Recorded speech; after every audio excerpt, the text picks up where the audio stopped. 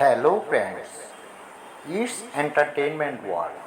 Here it is Zakia বাড়ি মোমো। জাকিয়া বাড়ি মোমো 1985 সালের 19শে ডিসেম্বর জন্মগ্রহণ করেন। মোমো নামেই তিনি বেশ পরিচিত। মোমো একজন বাংলাদেশি চলচ্চিত্র অভিনেত্রী এবং মডেল। মোমো 2006 সালে লাক্স চ্যানেল আই সুপারস্টার প্রতিযোগিতায় জয়লাভের মাধ্যমে অভিনয়ে আসেন। তিনি 2007 সালে তৌকির আহমেদ পরিচালিত দারুচিনি দ্বীপ চলচ্চিত্রে অভিনয়ের মধ্য দিয়ে চলচ্চিত্রে অভিনয়ের সূচনা করেন। এই ছবিতে অভিনয়ের জন্য তিনি শ্রেষ্ঠ অভিনেত্রী বিভাগে জাতীয় চলচ্চিত্র পুরস্কার লাভ করেন। মোমো 2015 সালে ছুঁয়ে দিলে মন ছবিতে অভিনয় করে মেরিল প্রথম আলো পুরস্কার লাভ করেন। চলচ্চিত্রে অভিনয়ের পাশাপাশি জাকিয়া বাড়ি মোমো বেশ কিছু টিভি নাটকে অভিনয় করেছেন।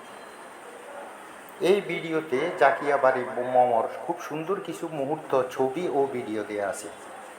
আশা করি চ্যানেলটি সাবস্ক্রাইব করে আমাদের সাথেই থাকবেন। ধন্যবাদ।